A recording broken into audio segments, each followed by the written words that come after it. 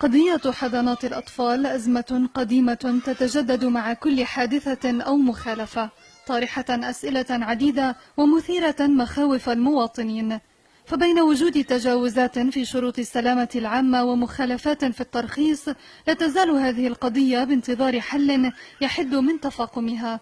130 حضانة هو عدد الحضانات المرخصة التي يتم تجديد ترخيصها، فيما يتوقع أن يكون عدد الحضانات غير المرخصة حسب التقديرات الأولية لوزارة الشؤون الاجتماعية قرابة 500 حضانة، فيما قامت الوزارة بمخالفة وإغلاق 30 حضانة أثناء جولاتها التفتيشية في مختلف المحافظات خلال العام الماضي. بالنسبة لنا الحضانات غير المرخصة اللي بتشتغل وبتوصلنا عنها أي معلومة، بتقوم اللجنة المكونة من الدفاع المدني والصحة والأشغال العامة والحكم المحلي إضافة للمندوب عن المحافظة بزيارة الحضانة.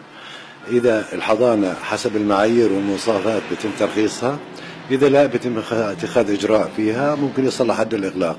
أما فيما يتعلق بالمربيات، فحسب قرار مجلس الوزراء رقم 11 لسنة 2011 الخاص بلائحة تنظيم دور الحضانات، يجب أن تتوفر بهن جملة من الشروط والمعايير. الشرط الأول عدم محكومية، لازم تكون ما انحكمت على أي جناية أو جنحة، لازم تكون خالية من الأمراض السارية والمعدية، لازم تكون مؤهلة يعني في المجال التربوي اللي بيتعلق بالأطفال.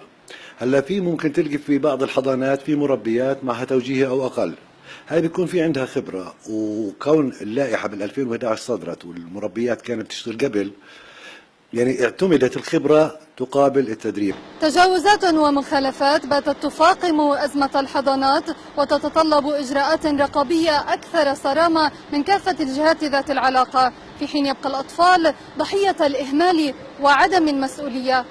فارس علاونة والد الطفلة شام التي كانت قد تعرضت للعض والضرب المبرح على يد أحد الأطفال بإحدى الحضانات في رام الله شهر آب من العام الماضي، يرى بأن ما حدث مع طفلته كان يمكن تفاديه في حال وجود رقابة وعدم إهمال من قبل الحضانة. اللي صار مع شام أي طفل ممكن يتعرض له بغض النظر وين كان وجوده، بس في قصة مهمة. السبب الحقيقي أنا باعتقادي الشخصي يعني سببين اثنين هي مش سبب رئيسي. السبب الأول اللي هي ثقافة موظفين وعاملين بالحضانات وأصحاب حضانات، والسبب الثاني جشع وطمع أصحاب الحضانات أنفسهم، اللي بركز على إنه يعني يحط مع كل 20 طفل أو 10 أو يعني عدد كبير من الأطفال بحط مربي واحد بمبلغ بخس. الدفاع المدني من جهته أكد بأنه يراقب الحضانات كأي منشأة أخرى، ولا يتم تجديد الترخيص لها إلا بعد التأكد من مطابقتها للشروط وإجراءات السلامة، وفي حال وجود أي مخالفة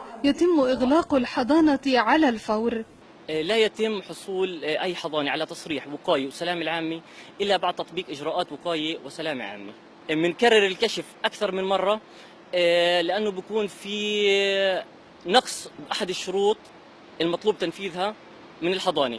إجراءات رقابية وجهود أكبر في المتابعة من كافة جهات الاختصاص هو ما يحتاجه هذا الملف لوضع حد للمخالفات ومعاقبة كل خارج عن القانون.